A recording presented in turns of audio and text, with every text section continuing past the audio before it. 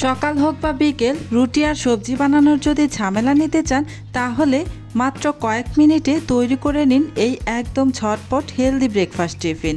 কম উপকরণে কম সময়ে কিন্তু স্বাদে একদম দারুণ। প্রথমেই একটি বাটির মধ্যে 1 কাপ পরিমাণ সুজি, হাফ কাপ পরিমাণ ময়দা আর স্বাদ অনুযায়ী লবণ দিয়ে দিলাম। লবণটা কিন্তু বুঝে দিতে হবে। এবার দিয়ে দিচ্ছি এখানে একটি ডিম আর দিয়ে দিব এখানে কিছুটা পানি। যেহেতু এখানে ডিম ব্যবহার করেছি তাই পানির কিন্তু একটু বুঝে দিতে হবে। সামান্য একটু প্রথমে দিয়ে তারপর মেখে নিয়ে যদি আরও লাগে তারপর আমি পরবর্তীতে দিব। এবার সব কিছু কিন্তু একসাথে আমি মিশিয়ে নিচ্ছি। একটা ডো বানিয়ে নিতে হবে। আমরা রুটি বানানোর জন্য যেরকম ডো বানিয়ে থাকি ঠিক সেভাবেই কিন্তু ডোটা বানিয়ে নিতে হবে। এখানে আমি নর্মাল পানিটাই ব্যবহার করেছি।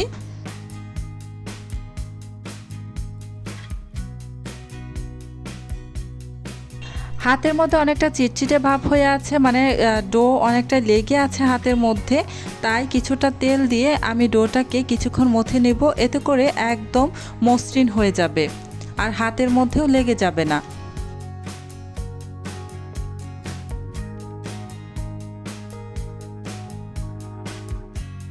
ডোটা বানিয়ে নেওয়া হয়ে গিয়েছে। এবার আমি ঢেকে রেখে দিব প্রায় 5 মিনিটের মতো। আর এই ফাঁকে আমি এই নাস্তার জন্য পুরটা রেডি করে নেব। চুলায় একটা প্যান বসিয়ে দিয়েছি। প্যানের মধ্যে দিয়ে দিচ্ছি সামান্য একটু সয়াবিন তেল। এবার এখানে দিয়ে দিচ্ছি একটি মিডিয়াম সাইজের পেঁয়াজ কুচি আর 2টি কাঁচামরিচ কুচি। এবার পেঁয়াজ আর কাঁচামরিচ কিছুক্ষণ ভেজে নেব হালকা একটু নরম হওয়া পর্যন্ত। খুব বেশি সময় ধরে কিন্তু ভাজার দরকার নেই, হালকা একটু নরম হয়ে গেলেই হবে।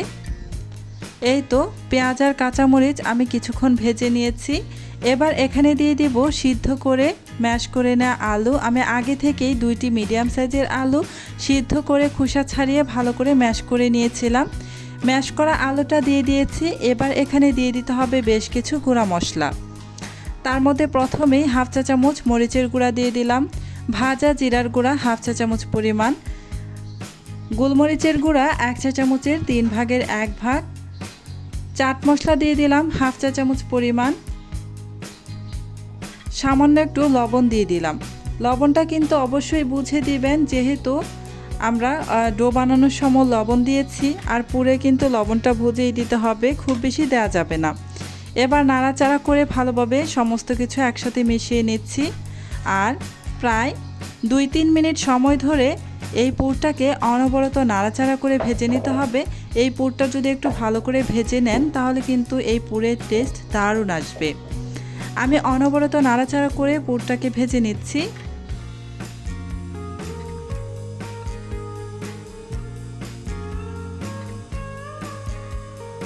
পুরটা ভাজা হয়ে গেছে আর নামানোর আগে এখানে দিয়ে দিচ্ছি বেশ খানিকটা ধনিয়া পাতা কুচি আর দিয়ে দিব 1 ফালি লেবুর রস। এটা নামানোর ঠিক আগ মুহূর্তে দিয়ে তারপর নামাতে হবে। এবার নাড়াচাড়া করে মিশিয়ে নিচ্ছি আর 1 মিনিটের মতো চুলার আঁচ একদম লো আঁচে রেখে ভেজে নিতে হবে। এ পর্যায়ে কিন্তু চুলার আঁচ বাড়িয়ে দেওয়া যাবে না, একদম লো আঁচে রেখে তারপর ভেজে নিতে হবে। এই যে ভাজা হয়ে গেছে, এবার নামিয়ে এটাকে ঠান্ডা করে নেব। আর এই যে আমি যে ডোটা বানিয়ে রেখেছিলাম দেখুন কতটা সফট হয়ে গিয়েছে কিছুক্ষণ রেস্টে রাখার জন্য। এবার এই ডোটাকে আমি এই যে 4 ভাগে ভাগ করে নিচ্ছি।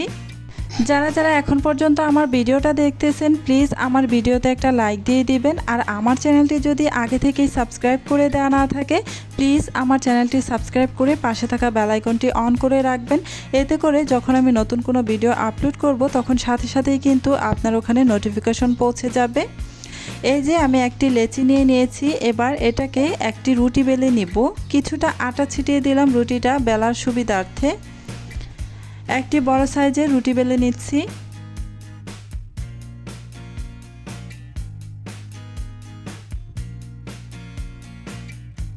রুটিটা কিন্তু খুব বেশি মোটা করে বানানো যাবে না, পাতলা করে বানিয়ে নিতে হবে।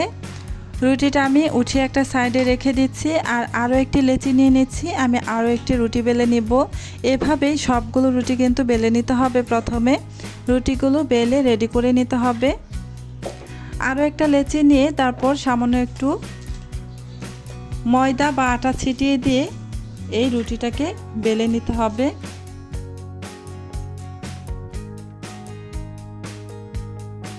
রুটিগুলো আমার বেলে না হয়ে গিয়েছে। এবার এই যে একটি রুটি এভাবে বিছিয়ে নিলাম।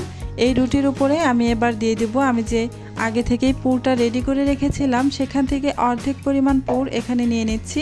যেহেতু আমি 2টি নাস্তা বানাবো তাই অর্ধেক পরিমাণ এখানে দিয়ে দিলাম আর বাকি অর্ধেক রেখে দিলাম, পরবর্তী আরেকটা নাস্তা বানিয়ে নেব। এই পুরটা দিয়ে ভালোভাবে এই যে রুটির উপরে বিছিয়ে নিচ্ছি একটি চামচের সাহায্যে। চারপাশ থেকে কিছুটা খালি জায়গা রাখতে হবে, এতে করে যখন এই আরেকটা রুটি উপর থেকে দিবেন তারপর ভালোভাবে মুখটা সিল করতে পারবেন, পুরের সাথে লেগে যাবে না। এই যে পুরটা আমার ভালোভাবে বিছিয়ে নেওয়া হয়ে গিয়েছে। এবার এই রুটির উপরে আমি আরও একটি রুটি দিয়ে দিচ্ছি। রুটি দিয়ে এই পুরটাকে ঢেকে নেব। এই তো আরও একটা রুটি দিয়ে দিয়েছি। এবার আমি মুখটাকে সিল করে নেব। আমি আপনাদের একটা কথা বলে রাখি, এই রুটিটা যখন দিবেন তার পূর্বে যেই রুটিতে পুর দিয়েছেন সেই রুটির চারপাশ থেকে কিন্তু কিছুটা পানি লাগিয়ে তারপর উপরে আরেকটা রুটি দিয়ে ভালোভাবে মুখটা সিল করে নেবেন। আমার খেয়াল ছিল না, একদমই মনে ছিল না, তাই আমি এমনিতেই আরেকটা রুটি দিয়ে মুখটা সিল করে নিয়েছি। এতে করে কিন্তু নাস্তাটা ভাজার সময় খুলে যেতে পারে। তবে আপনারা অবশ্যই চারপাশ থেকে কিছুটা পানি লাগিয়ে নিয়ে তারপর উপর থেকে আরেকটা রুটি দিয়ে ভালোভাবে মুখটাকে সিল করে নেবেন। এতে করে কিন্তু নাস্তাটা ভাজার পর আর খুলে আসবে না। এই যে চুলা একটা প্যানের মধ্যে কিছুটা সয়াবিন তেল দিয়ে তারপর এখানে এই নাস্তাটা দিয়ে দিলাম। এবার উল্টে পাল্টে দুই পাশেই খুব সুন্দর কালার করে ভেজে নেব। উপর থেকে হাত দিয়ে এভাবে একটু ঘুরিয়ে নিচ্ছি, এতে করে কিন্তু এটা খুব সুন্দরভাবে ভাজা হবে।